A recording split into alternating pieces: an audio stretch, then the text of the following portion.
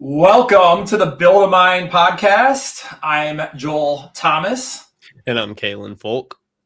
And today we've got a really cool topic. Kaylin and I wanted to bang one of these out and talk about life as a site operator. Now, I do a little bit of hosted mining myself, where I have some machines that are hosted by a professional mining company because it's a lot of headache out of my life, that things I don't know how to do, like teching and all that stuff. But I have always wanted to walk into a large scale industrial mine. And Kaylin, you live that life every day, correct?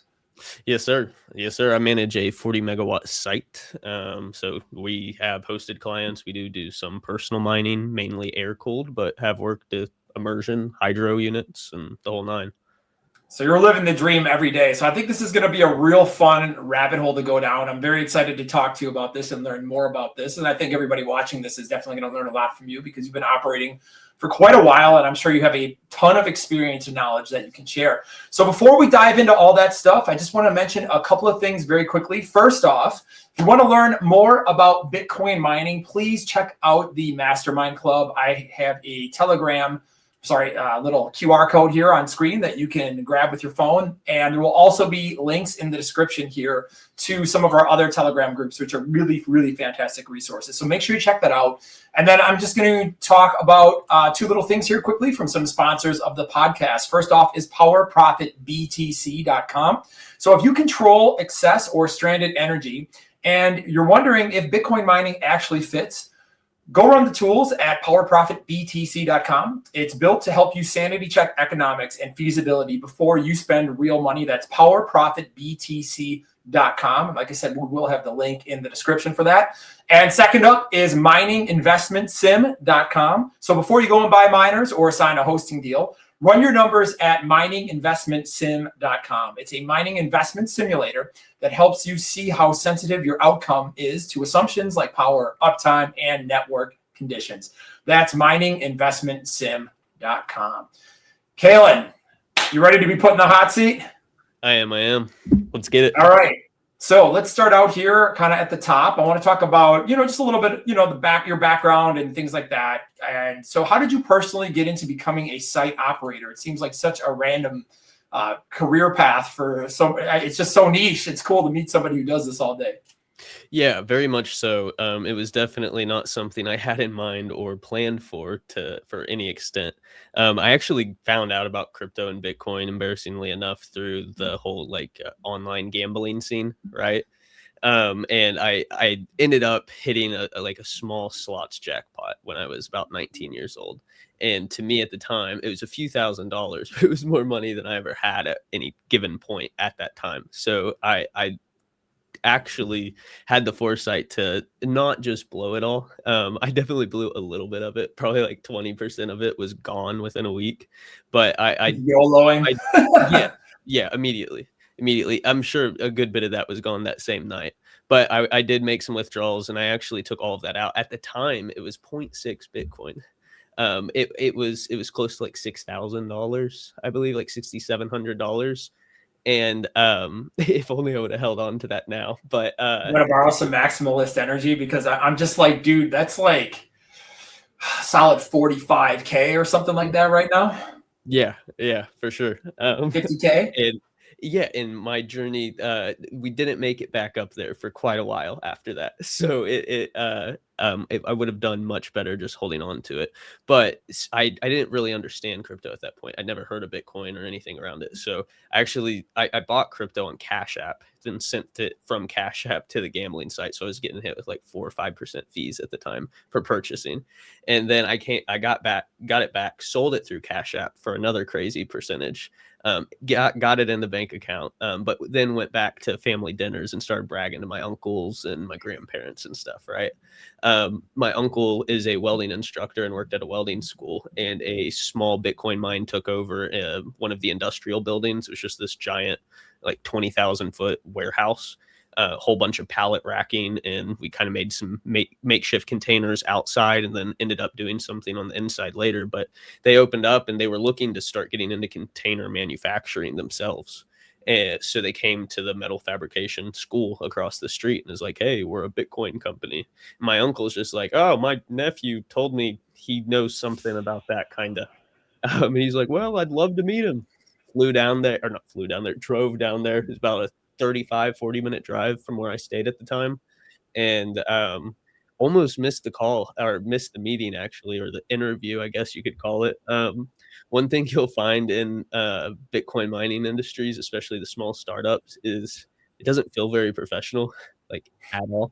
I mean, all startups are kind of like that. It's kind of a I'm sure. hodgepodge until you figure it out, and it's definitely different than like a seasoned company that's been in business at least a decade with a structure and a hierarchy. Yeah, well, and I've heard that, right? My only experience is Bitcoin mining. Before that, I was just a server. So like I have no schooling experience or anything. I'm out of high school waiting tables. And then this opportunity awaits. But I meet him up there. He's got shorts and a wife beater on. And he's living out of an RV in the building that he's just got pulled into the building. So, and he's got some makeshift containers and some hot walls that he's made up with like pallets and like What's a hot wall, just for those of us who are unfamiliar with the term? So like a hot wall would be kind of so your miners have their intake and then their outtake, right? So Right. a lot of places will have a long hallway style with miners coming from the outside, pulling cold air from the out and pushing it in and then up. So he built most of those hot aisles are like they're super technical. The only thing that's cut out, they're airtight besides the miners. This was the jankiest hot aisle I've ever seen. We were running old S9, so it didn't really matter. But it just instantly drew me in. And I just slowly started learning from there. Started off with just doing inventory for them. So they were getting all of the equipment. They maybe had 100, 200 S9s at the time. A year and a half later, we had over 30,000 S9s in the warehouse. Wow. My experience at that place was really different. And it even with Bitcoin mining standards, it was extremely unprofessional. Like we had such a surplus of these old machines because this was in 2020, late 2019, 2020, 21-ish era. I honestly can't think of the exact year when I started, but I got into Bitcoin when I was 19. So that was late 2019, early 2020. So somewhere around there. But they weren't profitable until the China banned Bitcoin mining. And then the network hash rate dropped by like 30% overnight. And these S9s were making like $5 a day. So they were purchasing these machines for 110, sometimes as low as $80. Now, given a lot of they're coming straight off the boat from China in these giant shipping containers they're just tossed in there. So most of my day at that time was just plugging in a whole bunch of machines, testing them. If they don't work, throw them back in a pile. If they do work, they go on the line. It was just a quick configure, set up the pool, go. There was no repairs because it was faster just to go swap out the machine with a new working one than it was to sit there and repair it. So we I was just going to say, like, what happens if it's DOA? It arrives, dead on arrival, and it shows up. You plug it in, doesn't hash. So with the people that we were purchasing from, sadly, we ran into lots of issues. So I'm sure there's some people out there that can relate to this, but that after that China ban, all of those Chinese companies exiting, they were exiting in a very, very unprofessional way. A lot of them. I can't speak for everything, but a lot of those mining distributors, they were slinging some bullshit, man. Like I'm telling you, these were S9s, no foam, no packing, anything. There'd be 100 of them in a 5x5x5 wooden box just tossed in there with the PSU still plugged in. Half of them have like burnt ends on the PSU plugs for the hash boards. They were broken off, fans were dented, plastic was chipped off. Like it was just awful. And then they would claim like, oh well, one of our employees must have swapped the pallets after we loaded them on the truck. And of course for they some did. reason, yeah, right. It's like that's a nice excuse to have. But it went through lots of troubles out there, but slowly started going, and we got it up to 2 megawatts. We looked to expand, but it just wasn't available at the time there. And then eventually, once S9s became extremely unprofitable again, they just kind of failed, like died out because they couldn't make any profit. They'd spent heaps on like literally over 30,000 S9s, and they just couldn't make any of it back. And they weren't purchasing any new machines.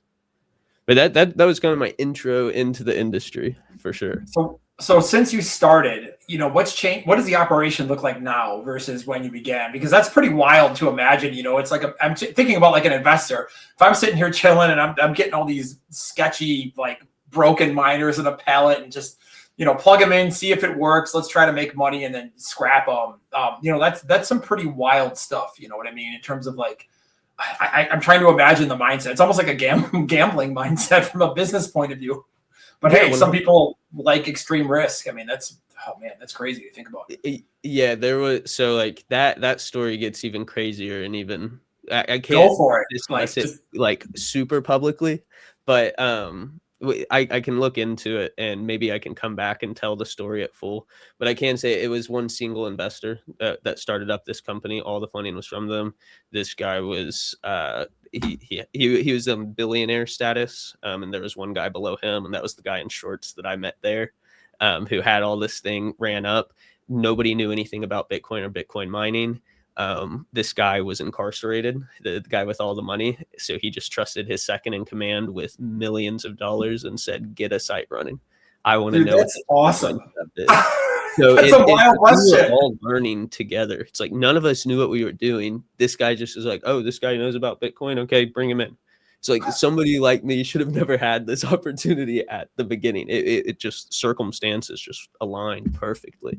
Well, there's something to be said about like pulling up your pants and just figuring it out, really. Like, I mean, again, any business is like that. And I myself, as I've said in our intro podcast last week, is that, I've built a couple of different businesses in different verticals. And I remember I started like a supplement company, and it was like that. It was literally like swipe your Amex and just do like really insane stuff and try to figure it out. And then like 15 problems happen. Like you get debanked and you're just sitting there and you're like, we can't take payment processing. How do we rebuild all of our customers? And we need to figure this out in the next 7 days, or we go bankrupt, and then guess what? You figure it out. And it's like totally, it's the best type of learning experience, because if you can survive and get through it, like after that, you're like, okay, well, we got through that. Whatever else happens, it can't be any worse. So that's where you came from. So what does it look like today now? Is it the same mining farm or is it a different one? So no, that farm did shut down. They just weren't able to pull through after that. And then at that point, it was like, okay, we're not going to keep throwing money at this, right? It just no longer made sense. I was there for a little, either just around 2 years, just around 2 years. I was up there. And then I was out of a job, right? Luckily, I got in really good with my immediate boss. The guy that hired me ended up kind of going off to do other things and put other people in place. And one person that they hired was a expert from the local power company. He'd been with the local power company for over 20 years. And he actually left that power company to come help over with this Bitcoin mine. And he kind of took on the lead of like negotiations and find site procurements and that site type of thing when we thought we were about to be expanding super rapidly. When we found out the miners just couldn't, what we had on deck wouldn't do it, they ended up canceling everything. But luckily, I made a really good impression on him, and he knew about some other farms in the area, and he was able to introduce me to a 20 megawatt site about 15 minutes up the road that was just getting up and going. Containers hadn't even landed yet, but it was a site that the previous company that I worked for actually had ownership over. But we sold ownership of our lease to that site to the new company that I work for now. So it's a really cool. It's crazy how everything fell in line. But if you want to know how it looks different, all these containers are professionally manufactured. Everything's airtight, like that. You don't have to worry about weather or anything like that to an extreme degree. Obviously, it does get complicated. When the weather gets extremely complicated. If you're dealing with 2 feet of snow, you're going to have issues, of course, or 4 inches of rain in an hour, you're going to have issues. I definitely want to talk about that for sure later and drill into that, because I have some questions, because I just had, we had a big snowstorm in Iowa recently, and, that's where like some of my hosting is. And man, like 3 out of the 4 miners that I have got taken out. Like they all failed on the same day. And I'm just like, what are you guys doing over there? Like something, I feel like they didn't shut them down properly or something, or, how the hosting facility obviously is going to be like, oh, everything is fine. And your hash board blew. And I'm like, okay, well, 3 miners just don't blow up within 24 hours. So you guys obviously, now they're all under warranty. So I'm going to stop putting my foot in my mouth, but I'm still, I'm down here, and the difficulty adjustment has been down all of December, and I'm sitting there and I'm like, dude, this sucks. 70s back up. So yeah, weather when it comes to like temperature specifically, the hot to cold difference super fast. I don't know how it is over there, but here in the Midwest, like the other day it was 70 at 8 a.m. in the morning, and by 7 p.m. it was 28 degrees outside. So Wow. that is awful on chips. So especially if you're running aftermarket firmware that's like stepping up and down. So when it gets cold, those machines start to overclock themselves, but those rapid decreases and increases in temperature, they tweak the miner out because it gets hot. Now they're sucking in a whole bunch of hot air when it was just super cold, and they can't run that in normal temperatures, like in a normal spring day. Like it has to be that winter environment. So in that fast cool down to heat up, and then the fast like heat to cool, it cracks the ASIC chips. The ASIC chips will actually Wow. crack. So that's why aftermarket firmware is nice if you have it set to like a fast step up time. You can have it where it's like you could set it to every C it steps up or down a profile, which just means that it's either pulling less or more power. If you're stepping up, more power; stepping down, less power at the result of your hash rate. So like you step it up, more power, more hash rate; less power, less hash rate, but they are more efficient. So it having them set to avoid some of that stuff. When you know cold days are coming up, you can go ahead and set them at lower underclocking speeds to begin with, so that they don't ever get to those super high temperatures. You can have them set to where they want to run at 40 C instead of the 60, 70 C that they're comfortable at normally. But yeah, so we've got all new machines, S19 series and up. A lot of S21s, not mainly S21s, but we're at a 40 megawatt facility now. Started off as a Wow. 20, upgraded about 2 months. It'll be a year. How many machines is that? It's a little over 14,000. Yeah. How many techs do you have on staff to handle that? Like how many? Because you're the operator. You're basically in charge of everybody. How many techs keep that going? So currently we only have 3 full-time. We only have 3 full-time techs. To like ideally we would so we do have one guy that we got from a temp agency that we're working through right now, and things are going really good, but he still hasn't been brought on full time. But it in the summer it takes a whole team, right? But in the wintertime, man, like I probably in the summertime I'm changing personally like 15 to 20 fans a day, and my other 2 to 3 guys are also doing the same. In the wintertime, we like today we each changed 3. So It's what like causes that? I know you kind of touched on temperature. that, but excuse my ignorance. Like the colder is better to operate the miners, right? And in the hot weather, the fans probably have to spin faster, I'm assuming. And Yeah. because of that, you're just burning out, what are they, like a ball bearing or something in there? Yeah, they just burn up quicker. You can run into issues if you don't change filters fast enough. They get a little dusty. What's the You optimal time for that? Well, depending on the environment and depending on the filter. So like I can't get super technical in the science behind it, but they come in different MERV ratings. I don't even know Right. what MERV I'm stands thinking for. like my HVAC at home, right? So you have like the MERV 8 Yeah. and then 10 and yeah. Yeah, so like the lesser you go down, the less restrictive it is, right? So Right. depending on the environment that if you're in like a super grassy field, where there's not there's no exposed dirt, or there's not a lot of dust that gets kicked up, maybe you could go 2.5 months. In the wintertime, we can get close to 2 months, but on average it's about a month and a half. In the summertime, it's or not summertime, but the springtime, we don't have a lot of trees, but we deal with a lot of pollen. So there'll be a lot of pollen or cottonwood, which is like this little cottony fuzz stuff that will just get stuck in some of our pre-filters. Some pods we have filters and pre-filters that both need to get cleaned, but on most of them it's just regular filters. But for us in the Midwest, there's a lot of dust, so I feel like we have to change them more regularly. But that might not be an expense that a lot of people think of. But we spend over 10 grand a month on filters alone. Yeah, Well, I mean, I like guess if you're doing, what did you say, like, was it 14,000 machines that you yeah, said you had? yeah, I mean, yeah, 10 grand. Wow. How yeah. many, It's I'm assuming you're pool mining. So how many, do you know like how many BTC that mines a day? I'm just like doing math in my head here. I couldn't tell you how much it mines a day. I know pre-halving that it was like 1.6 when we were still at 20 megs. But that was with the new machines. But that's just about what you would have expected for 20 megawatts, give or take. It's like machines are coming, how they come online once they get fully going. But the sadly the S21 came out, I think, like 4 or 5 months before the halving. So for a little bit there, those things were like making crap loads of money. It was awesome.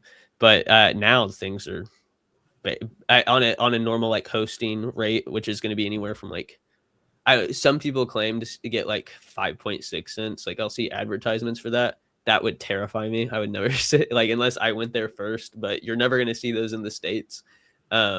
I was gonna say I could think of a couple people at Mining Disrupt that'd be like, for example, you could go like Ethiopia, but then the uptime is like 55% guaranteed or something like that. So there's a lot of curtailment or whatever, whatever they do there. Yeah, that's something to keep in mind if you're hosting out like in other countries. It's how does their government feel about it? How fast do laws change over there? Like, is it a dictatorship? Because we got lots of offers back at the old place to host those S9s in all sorts of crazy countries for essentially free power, right? With profit splits. But they're extremely sketchy operations. I don't know how many of them are out now.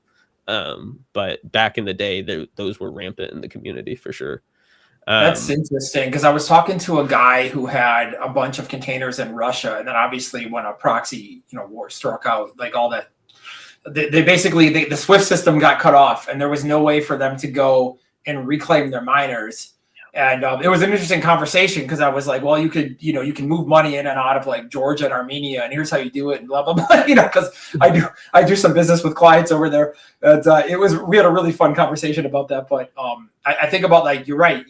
When you can drive to a mining site, and you might pay more if it's in the States, for example, but at least you live here. You can get in your car or get on your plane or whatever, and you can go inspect it, as opposed to be in a foreign country. It's like, oh, did my visa expire? Okay, my visa's valid, but is there a war going on? Is there, there's all these like external risk factors where it's like, the local mob boss pulls up and says, hey, this is our property now. Who's in charge of this? Be like, oh, some guy from this part of the world. Like, you're not going to find out for like another month. So yeah, you'll have no clue. For me personally, that's not worth the risk. And you should always, like, if they tell you can't come visit the mining site, you should find a different hosting site. There's no reason why they should not let you host. I mean, if you're trying to send them one miner, like if you're trying to send them an S19 Pro in 2026, and they tell you no, you can't fly out here, it's because your ticket costs more than the miner. It's like they don't. I wouldn't worry about that. But if you're sending 5 S21s for what, like 15-20 grand, it's like, yeah, I'd want to know where my 15-20 grand is sitting. Like, what do the floors look like in those machines? Like, are there leaves up against the miners? Like, how many security like? Right? Yeah, what's the security like? Yeah, Who's in charge? What's the politics? What's the local regulations? What's the power source? What's the I mean that right. So that's a good way to think, because anybody who runs a business, definitely anytime you make an investment, you're sitting there just calculating risk factors to depth. And I think most of the smart business people I know, they will extrapolate those risk factors to look at, like, what is the absolute worst possible case scenario that could happen? What is the chance of that happening? And if so, what would I do in that scenario? And if you can plan for that, the good news is most likely that rarely happens, but at least you're kind of like, you're thinking, because I mean, again, I'm sitting there, I'm like, oh, I remember like meeting people. They're like, "Oh, we've got mining facility here and there and there," and I'm like, "Is that safe?" And they're like, "Oh yeah, it's great." I'm like, "Of course, the salesperson is going to tell you it's great, but the question is like, how long has it been in business?" I don't know. I worry about stuff like that. I've traveled all around the world, and some places, like for example, if you go to Tokyo, Tokyo is one of the safest places I've ever been. I can't think of another city on earth where you can just pass out at like 3 a.m. in the street and no one will touch you. If you were to pass out at 3 a.m. in New York or LA, you may not wake up in the morning. If you do, you might not have your clothes. So yeah, for sure. It's something to think about. So, all right. So that's all fascinating stuff. So what does your day-to-day look like as an operator? Like you come in the morning, like just tell us about your day. Yeah, day to day now, you come in, load up the laptop, and then you're logging into your mining management software. So typically that's either Foreman or Brains Manager. There's a few other names out there, but Most people just use Foreman, and there are some people that are starting to pick up on Brains Manager. It's a software that gives you complete control of your miners remotely. So you set up a small server locally on your mining farm, and it's able to control your miner. You can tell it to go to sleep. You can set it up to do automatic curtailments with curtailment companies. It'll inform you if it'll give you error codes. Like I log in the morning, I check it. It gives me my percent of uptime. Normally we're really close to 100% online and about 99.2, 99.3% hashing. But in the mornings, after not be like, if we're not staffed overnight, we used to have a nighttime staff, but he ended up leaving the company. So we're still looking for another nighttime technician. Right now we just have a guy that sits up there and watches cameras, so he's not actively doing things. But a lot of the times during those hot and cold cycles, especially this time of the year when the temperatures are just going crazy every other hour, you'll deal with a lot of tripped breakers. So miners starting to pull too many amps most of the time because they start overclocking themselves when it gets cold and it gets hot. And now they're pulling over 20 amps somehow, even though Bitmain wants to claim the S21s only pull 1300 watt, 13 not 1300, excuse me, 3400 watts. It's like, no, they like pull 33, 34, yeah. They pull closer to like 38 normally, like on average, if you're running them at like 75 degrees ambient. But during ramp up, for some reason, they like to jolt up to like 4200 watts. And most Bitcoin mining containers are manufactured with 20 amp watts, because if something's starting to pull that much power, you want it to shut off. It's like, that's not good. It shouldn't be doing that. But S21s are just kind of a janky system. I can see a scenario where you basically, let's just say you turn off for curtailment and then you fire it up, and then all of a sudden all that stuff jumping up could definitely pop a couple of breakers on the wrong time and the wrong day, I think. Yeah, and that's all dependent on heat as well. So like during the summertime, we'll have lots of trip breakers when we come in the morning. And now you can upgrade infrastructure to help that not be an issue. And there are other things you can put into place. But a lot of the time with these airtight environments, if you don't have enough air moving, once one goes out, you've got a little bit of backflow pressure coming from the hot aisle back into the cold. So it sucks to the other miners, and then those get too hot and they shut off.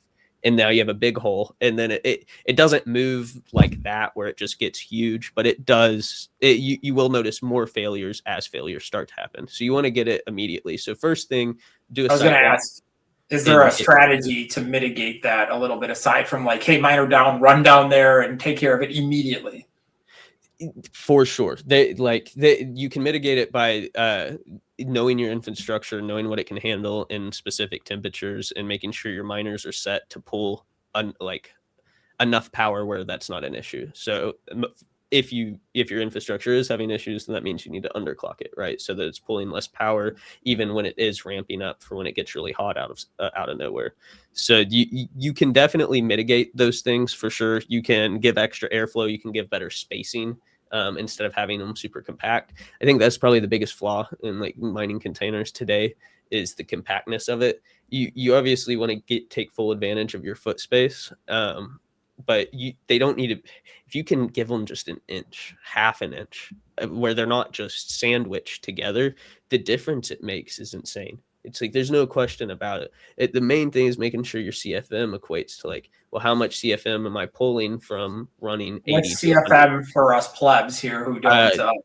I wish I knew what the acronym meant, but it's the measurement that airflow is measured in, right? So how much air are you moving? So I think it's like each miner fan, like S19 miner fan, there's 4 per miner. Each one moves about 200 CFM. So each miner is close to 800 CFM. So you have to make sure your exhaust fans match the total equivalent of whatever that rack or your enclosed space is that those exhaust fans are expelling the hot air from. Because otherwise you'll get all that buildup in pressure that will cause your fans to die out faster. It'll cause your exhaust fans to die out faster as well. It'll cause all sorts of issues. Gets the hot air recirculating back to the cold aisle. You just don't want to deal with it. So you can mitigate it. But I'll start by hitting those breakers, and then going back into the computer, checking the management software. They all have like issues tabs or show me the problems, like what's going on. So I'm at 99.2 or whatever. When it's cold like this outside, we'll have it set to where miners can continue running. If one fan breaks, if two fans break, it shuts off, it stops hashing. And there's even for after one fan breaks, if it gets too hot, it'll still shut itself off. There's temperature parameters like set in place where it can't get too hot. But there's if just a fan breaks because it's too cold and the bearing grease has gotten old and dusty, I don't want it to stop hashing if the miner's not in danger. It's like, keep making money, right? I'll get to the fan tomorrow. So get a list made. You log into them based on their IP. If anybody's set up a miner at home, or if a hosting facility's ever given you access to your miners, it's probably a VPN, and then they give you the IP of your specific miner. I check on that, and it will display which fan is bad. Most issues you're going to deal with as an operator are fans and power supplies, right? Power supplies suck more for the client. They're more expensive. Fans are cheap, 10, 15 bucks. If you're getting them in bulk, 8 to 12 is what you should be paying. PSUs, on the other hand, are like, if they're S19s, you probably get them for like 80 to 100 bucks, but S21s are 180, 220.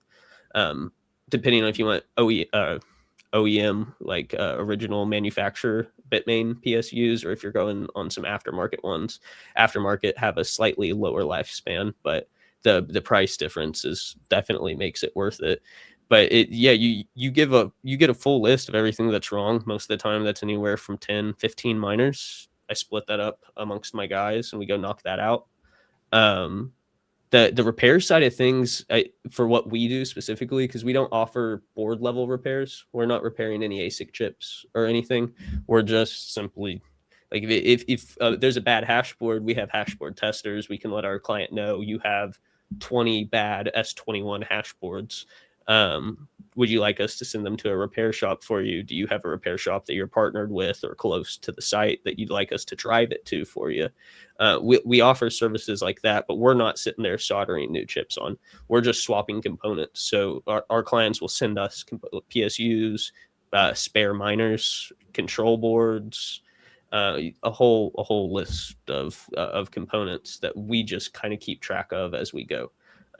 We don't sell them to the client directly. They do have to provide them, but that's normally not an issue in this industry.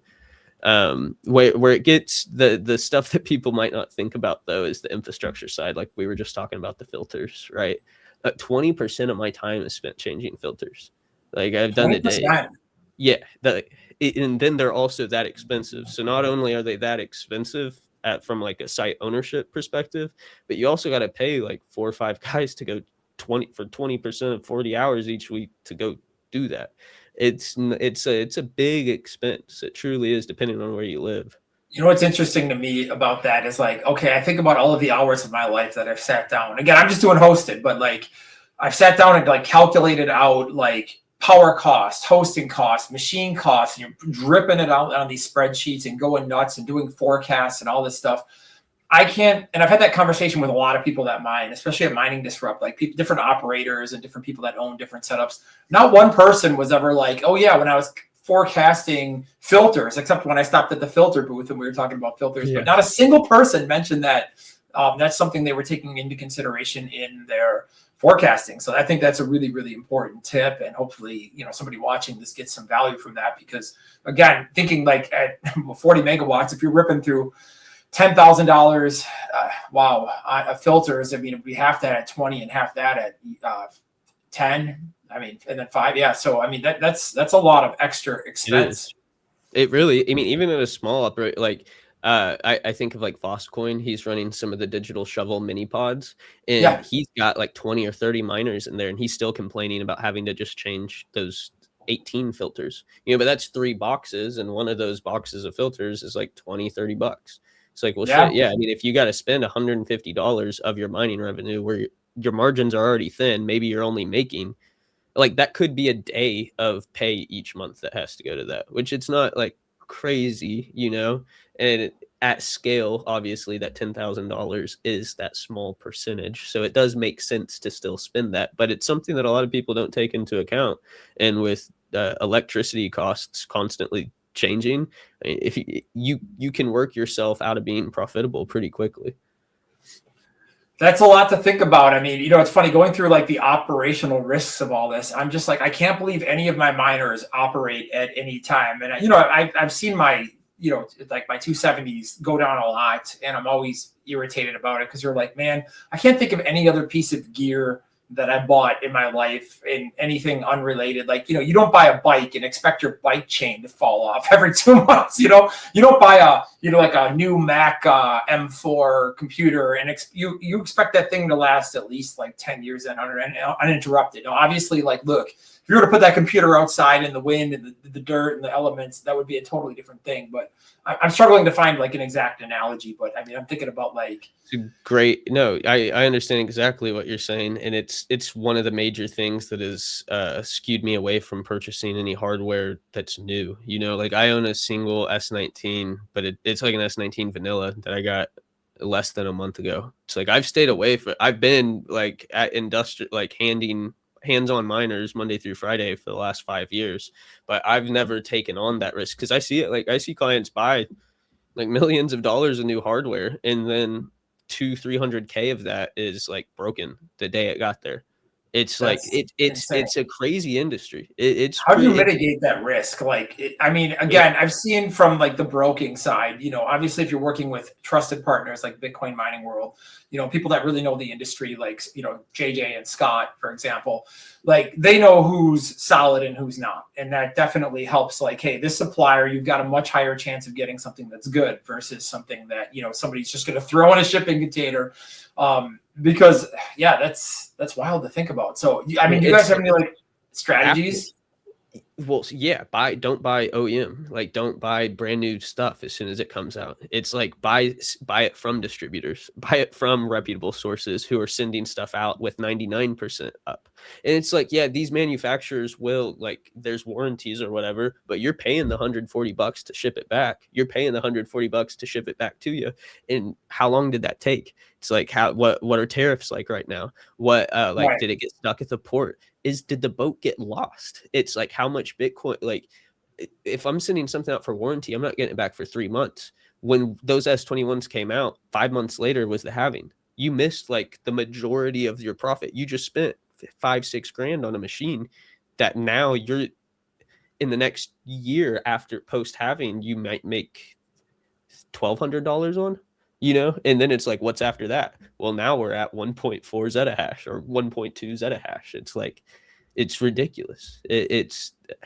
I would only buy old equipment personally, old tested. That's an interesting take, because like I think like, oh boy, new equipment is probably going to be better and it's going to last longer. Because old, it could be, so that's at least what goes through like my initial gut check. But you're talking from way more experience than I have in this. So it's interesting for me to hear you say that, because that kind of gets me thinking like, you're right. Maybe buying it older is a much better, something that's tried. It's like power costs, the power has to make sense. And it's hard to find those places if they're not yours, for a hosted client. It's a hard decision to make. And you kind of do have to just take your chances with it. And you don't know. You don't like know. The hosting client I use, I mean, I'm happy with a lot of it, but there's so many things there, like based off how you guys run your operations, there's so many things there that you do that I wish they did. I'll give you a couple of like hard examples, because I think that like it drives me nuts that I have to check my app every single day and go look at my pool and be like, hey guys, miner 2 and 3 are down. And I have to check 3 times a day, because if I don't, they're not going to do it, even though I know they have software. Because I just wish there was like a notification system. And I get it. Like they're like, oh, small retail client, you with your 4 little machines, piss off. But at the same time, you're like, dude, I dropped like some change on this. It's a big deal. It for sure. And there's no way to, I don't know how they handle it with small retail clients. I just have to email them, and they're pretty good about the stuff, but there's no ticketing system. There's no like, I can't just like log into like a Brains portal or something and be like, but some of the bigger ones, like I'll give you an example. Like when I talk to the guys at Simple Mining, just to inquire, they really, really, really had their stuff together operationally. And I called every single mining host that I knew of in the world, like a month ago just to go through that exercise and Yep. try to learn more about it. Coming back from Mining Disrupt, I just called everybody. I'm like, all right, so if I wanted this and this and that, how much, how do you operate? And it was fascinating, the differences. And, again, being a business owner, the first thing I look at is operations. I'll give you an example. I walked in to have lunch today at a restaurant, and the server comes up and he's like screwing around on his phone and like doing his task, and he doesn't even acknowledge us for like a minute. And I look at my buddy who also owns a business in the same building. We kind of laugh because we're just like, strike one. Like if that person was working for me, I'd be like, come back. We were gonna have a chat, because right away it's hi, welcome, smile.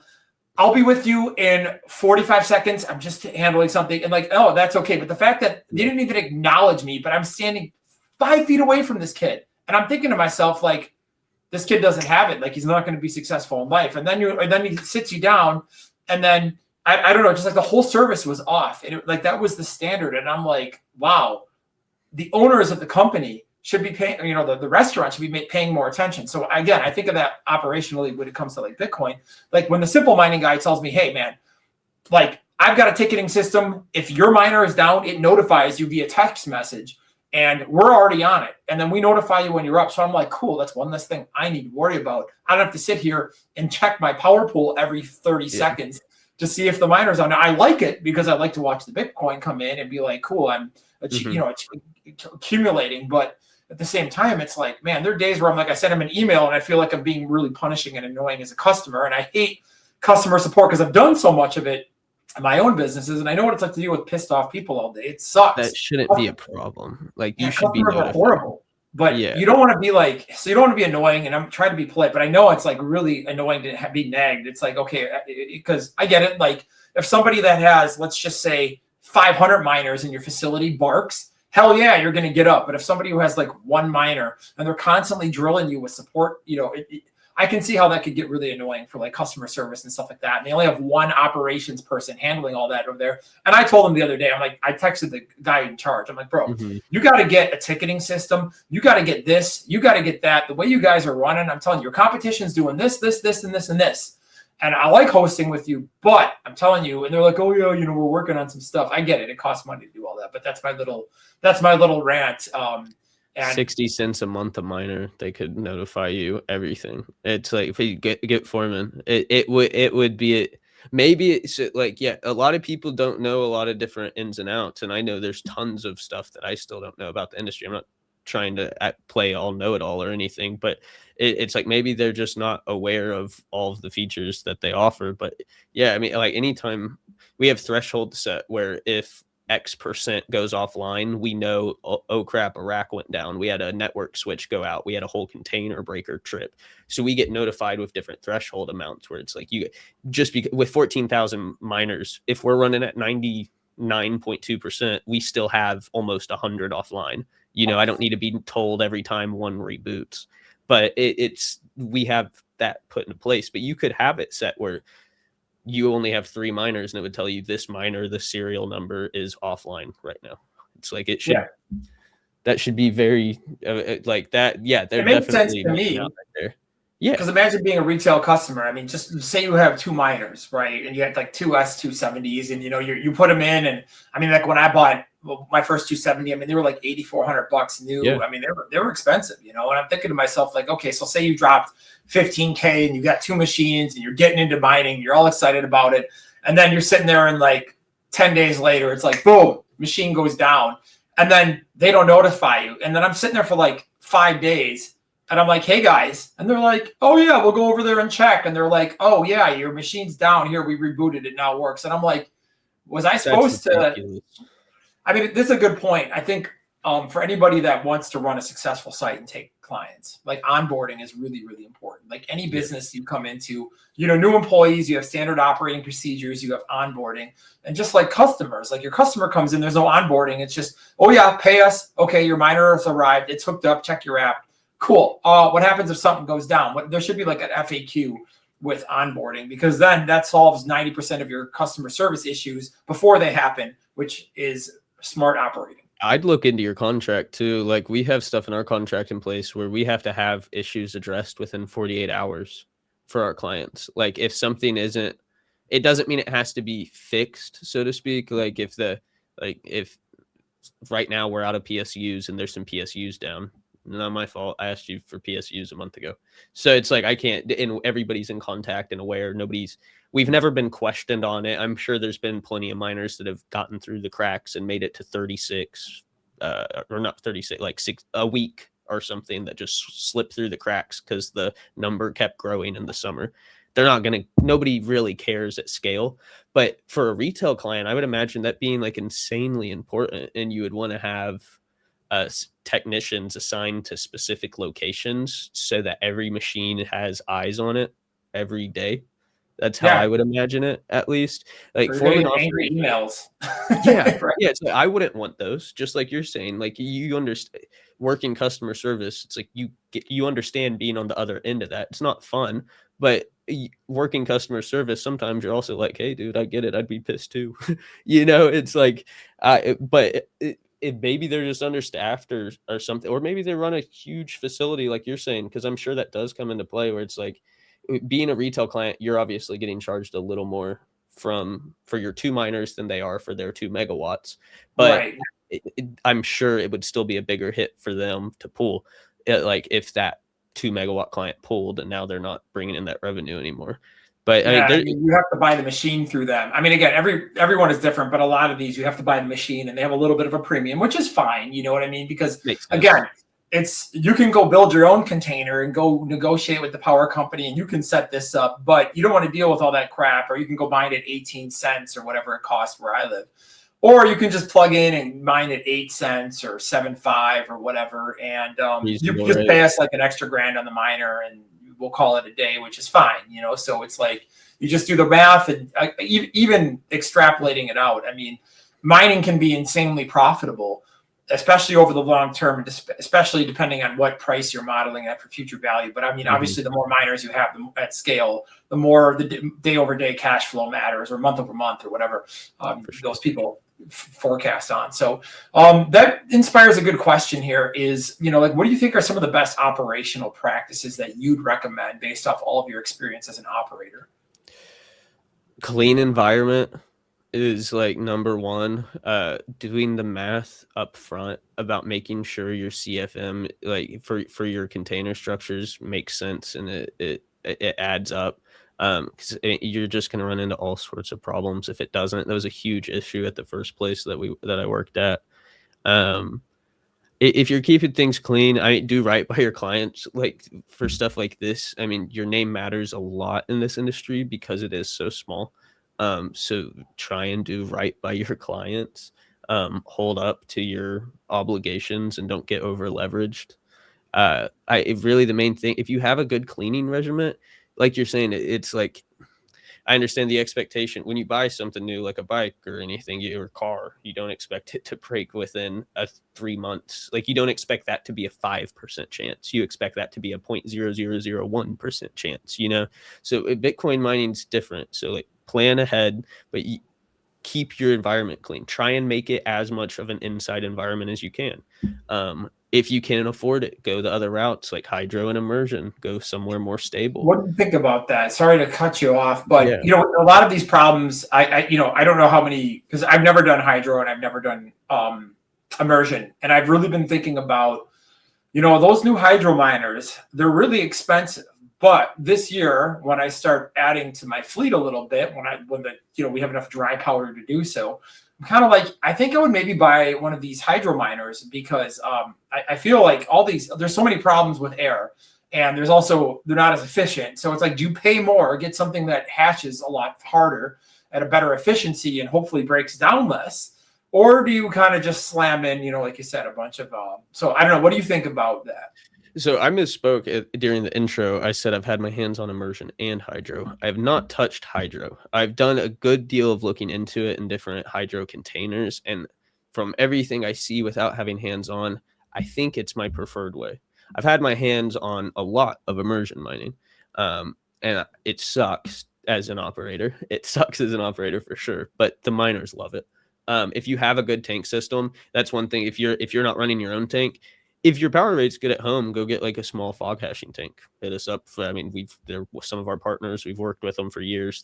They make great tanks. But you can get an at home tank for one miner, two miners. They have like 6 to 8 miner tanks. They're reasonably affordable. If you have a good system, those are the real sit it and forget it. As long as you didn't get a lemon, those are the real sit it and forget it miners. And this, what I was saying about like the miners coming in broken a lot of the time, that 5% expectation with air, with the machines that are made for immersion, the like newer machines that they've been putting out, and the rack style hydro miners that they're making that look like they fit in a server rack. I haven't heard like those crazy dead on arrival numbers that I'd heard with like the S19 air cooled and the S21, S19 XPs, the S17s. I'm sure everybody that was around there knows the Jingle Bells. I know Scott just sent that out recently across all the groups of him playing Jingle Bells in the chat. Yes, But that was the S17, like that was the nickname across every site. Just they like the heat sinks ended up getting real damage due to bad thermal paste. But with the new stuff that they're making, it lasts for forever. Like the immersion pod miners, we never touched. We ran 2 megawatts of S19s. They were not S19 immersion miners. They were S19 air cooled that we took apart, added handles. We had to take off all the fans, install aftermarket firmware, and then we dunked them ourselves. And there was definitely a learning curve there. A lot of people, when they dunk them, when they turn air cooled to they put them into immersion, they'll put them in with like the front of the miner. If you were looking at the miner, it was blinking at you. They'd put that into the water, but then it's the ASIC chip congestion. It's more congested at the front of the miner, from the front fans. That's where most of the ASIC chips are. And then it slowly gets less and less congested as it goes by the board. So when you're dunking the miner in that way, you're pushing the coldest air is like preheating on the smaller ASIC congestion section. And as you get up to all the ASIC chips, that cold oil is no longer cold. So we had to go back through, reflip everything over, remove all the handles. It was a huge pain in the ass. Playing in the oil sucks. It destroys all your clothing.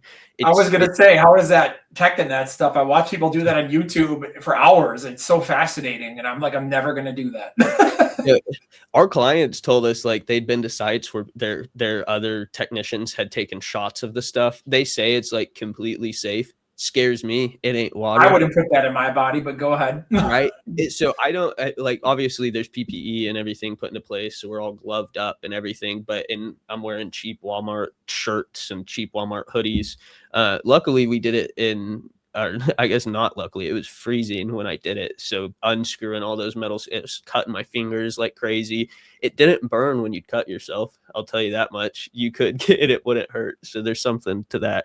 It's safe oil. You just feel disgusting in it, and it's oil. It's kind of crazy because you're sticking your hands in liquid that 120 kilowatts are running through just in like a single tank, and you're like, I'm not getting shocked. This is very weird.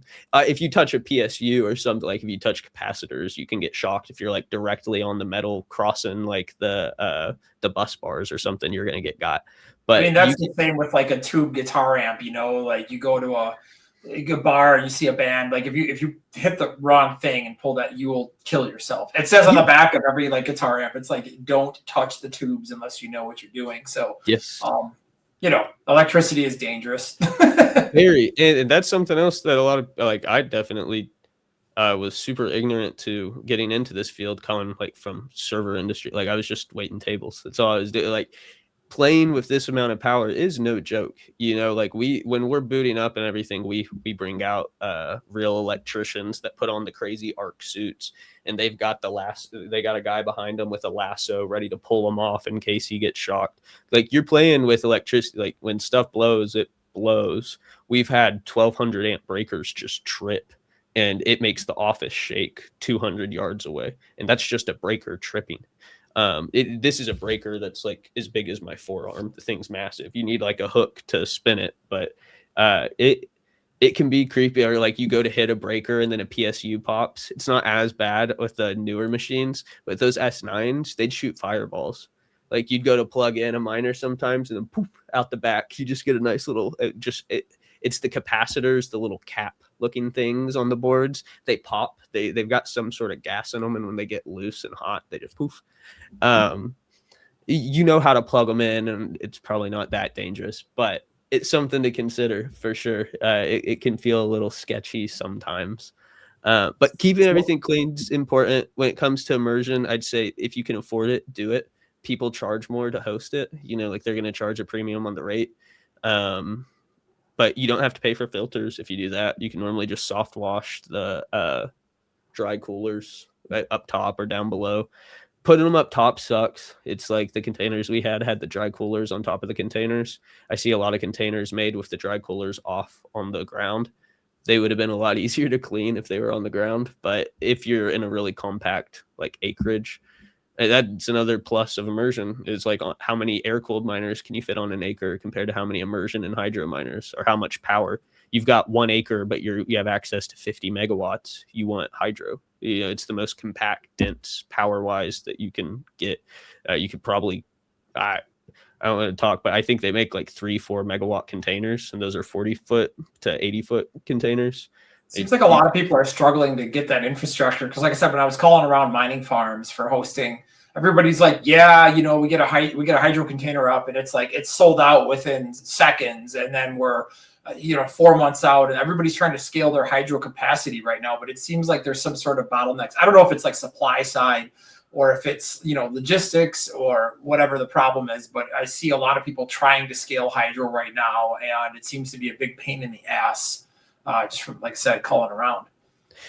We haven't been in the business of purchasing containers in almost a year now, so I couldn't tell you. But personally, I can say I've worked in giga containers, and they're awesome. I know some people have had it. If you're in the industry, there's going to be people that love every single manufacturer, and there's going to be the people on the opposite side that absolutely hate it, and they almost all have extremely valid reasons. All these companies are new. Almost all of them were startups until like last year. So that lots of mistakes were made, some with big clients, some with small clients. But the gigapods, I've worked out of 3 or 4 other ones. Some of the other ones I won't name, but they had the best team behind anything when it came to warranties, getting stuff shipped back out. They weren't shipping us stuff that they didn't have replacement parts for. They had everything in stock. We'd call them, it'd be there in 2 days for fans. We've had issues with network switches or anything, just immediate. Filter changes are super easy, fast, clean, simple. So I don't know if maybe that's the issue, but I know they make a kick-ass hydro container. I've seen some walkthroughs through it, and when they made it out, they sent it out to some of their clients that they've worked with, and they look beautiful. And those things should be spotless. Like if you're going to a hosting site and those things are dirty, where no air is like moving inside, run. Like I would, yeah, those things I would not, because those machines are like, what I couldn't even tell you, what are those new hydro miners going for? Like if you want like an S473, I mean, again, on like the hosted market where you buy it, I mean, again, I know how much they cost from like direct, you know what I mean? But I want to say the last time I looked at like the miner price list, they're really like 11,000 and some change, you know what I mean? For like a 473. I mean, I know you can probably get them like $2 to $3 grand cheaper, depending on where, but again, if for hosted mining, it is a very, very different gig than like if you have a container that you can just drop your own stuff into and you can come in and directly buy. So, well, we got about 2 minutes left here before we wrap up. So maybe like one little fun question, because this has been really, really fascinating, Kaylin. Like, it's been awesome. Thank you so much for sharing all of this knowledge. It's like, my mind is just going, and I'm just like, how do you even evaluate what hosting site? Like, there's all these things that can go wrong that I wasn't even aware of. I mean, I see the result of the customer. So, what do you think mining will look like in 10 years? Like, what do you picture? Give me like a 5 and 10 year forecast of like, what do you think is going to happen? How the industry is going to evolve? I think if home miners don't step in, it's going to become more and more centralized. That's almost a given. Buy BitXs, run some air cooled at home, get your heat system going. It's cheaper. It's cheaper in almost every circumstance ever. And it's cool. Like having a BitX, dude, I got one for my son for like Christmas, and we had so much fun building it and sitting down and just like, because he's a kid, so he likes to build like these little robots, man, and it's like the coolest thing. Like we had so much fun.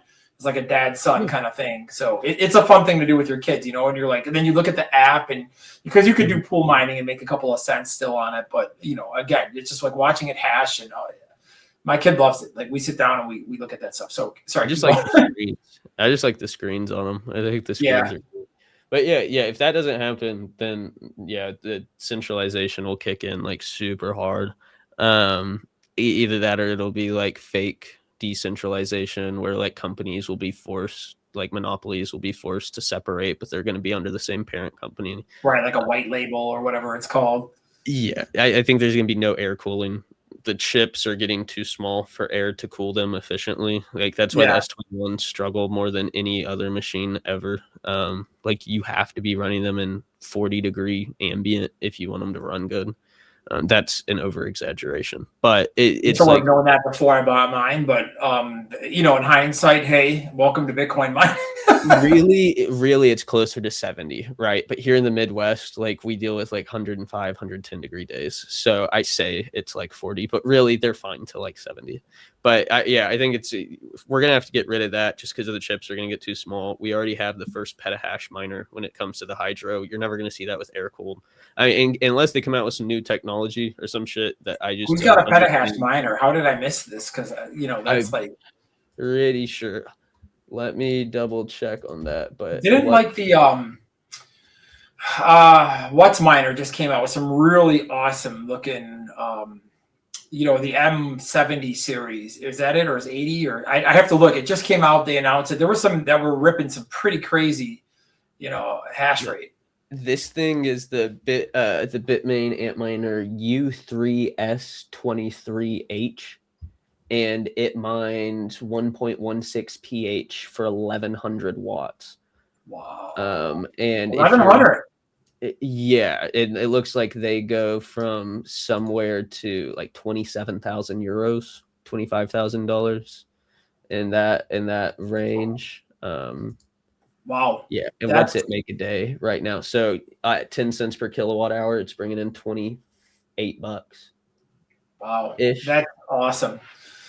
Well, Kalen, thank you for your time, all your expertise, and all your knowledge. We're going to have maybe we'll do a couple more solo ones like this together here over the year, but we're going to have some really great guests coming up. So we really look forward to those conversations. Any final words on being a site operator?